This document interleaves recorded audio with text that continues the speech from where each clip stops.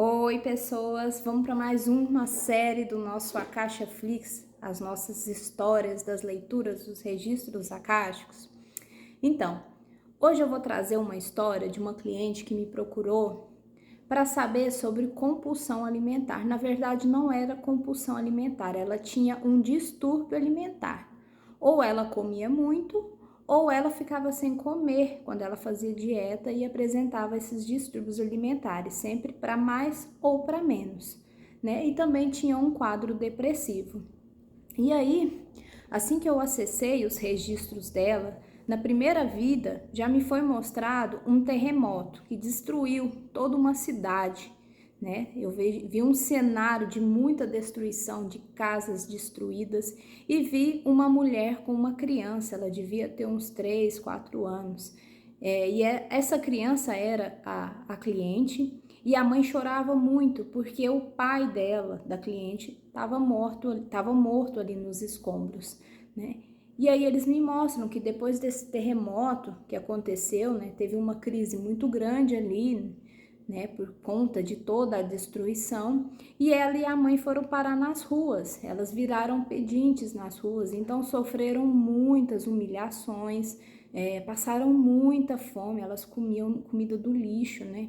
Eu senti inclusive a dor da fome, elas sentiam muita dor por conta da fome, e isso levou as duas à morte, ela e a mãe morreram por conta da fome, né, daquele momento ali. E foi muito traumático essa vida, foi realmente muito traumática. Ela precisou passar por um tratamento espiritual muito forte depois dessa vida, porque foi um desencarne muito traumático. E depois que eles me mostraram essa vida, eles já me mostraram outra vida. A mãe vivia em uma fazenda com o pai, né? Então eles já tinham uma situação financeira muito melhor. Mas a mãe havia perdido muitos filhos, ela teve muitos abortos antes de ter essa criança que era a minha cliente. Então, ela virou uma mãe super protetora e super controladora. Então, essa criança, ela foi criada como se estivesse numa redoma de vidro, com muitos cuidados, ela não pôde ser livre quando criança, ela não podia brincar livremente, porque ela era o tempo todo controlada pela mãe. A mãe tinha muito medo que ela se machucasse, que acontecesse algo com ela. Então isso foi apagando o brilho daquela criança, ela foi se sentindo retraída, ela não tinha direito de escolha, ela não pôde despertar uma personalidade dela, era um excesso de cuidado.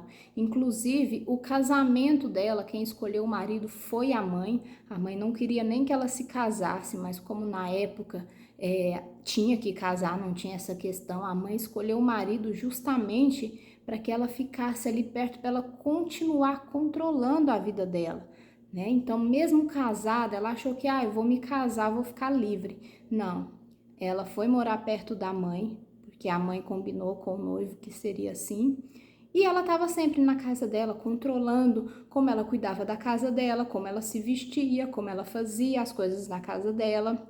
Depois ela engravidou, teve um filho, a mãe queria controlar a forma com que ela cuidava do filho, como ela criava o filho, as roupas do filho. Então foi uma vida assim de muito controle, de excesso de controle, onde ela não se sentiu livre para ser quem ela era. Mesmo sendo uma vida que ela teve uma vida confortável, que ela teve dinheiro, né? Ela não pôde ser quem ela queria ser de fato, ela não era livre, né? Então foi uma vida também muito traumática. E aí, quando eu faço o resgate desses fractais, os mentores já me falaram que todo excesso esconde uma falta, que no caso dela foi em relação à primeira vida, que foi aquela escassez extrema que gerou a morte dela e da mãe, né?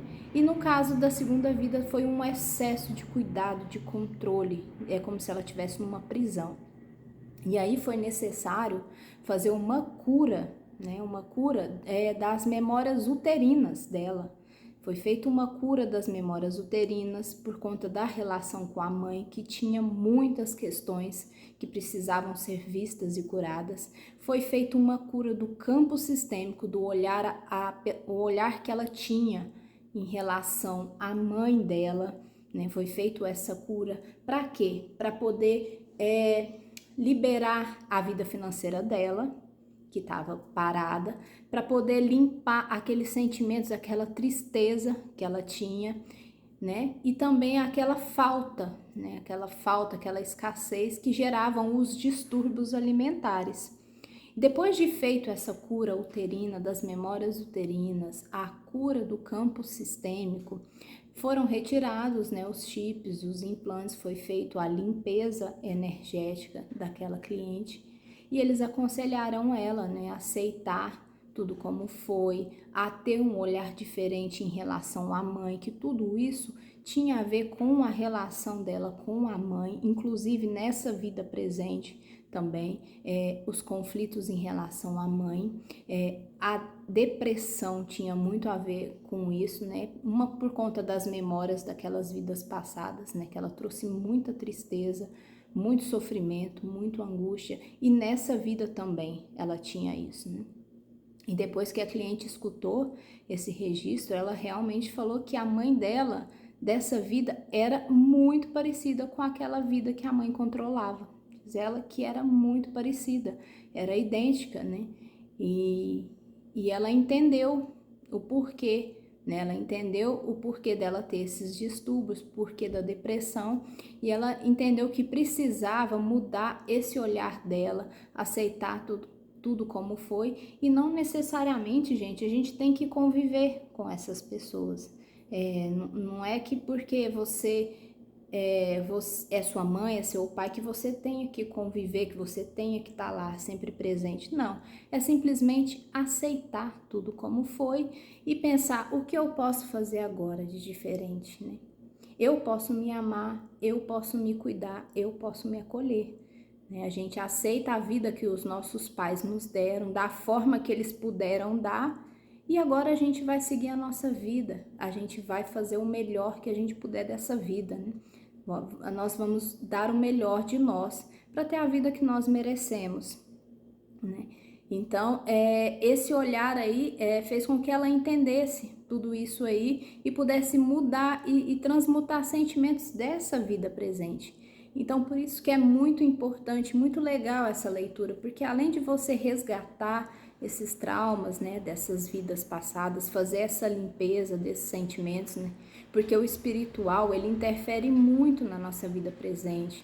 O nosso lado espiritual, ele interfere muito nos nossos pensamentos, nas nossas emoções, né? Então é feito essa limpeza desses sentimentos pesados, essas emoções que vêm desse campo espiritual e traz um entendimento de como a gente leva essa vida hoje, no presente, como a gente vai levar os relacionamentos dessa vida presente, qual o propósito desses relacionamentos, né? E quais os sentimentos que a gente tem que desapegar. E aí, você gostou dessa história? Quer ver alguma outra história que sobre financeiro, amoroso? Me conta aqui nos comentários, me diz o que você achou dessa história.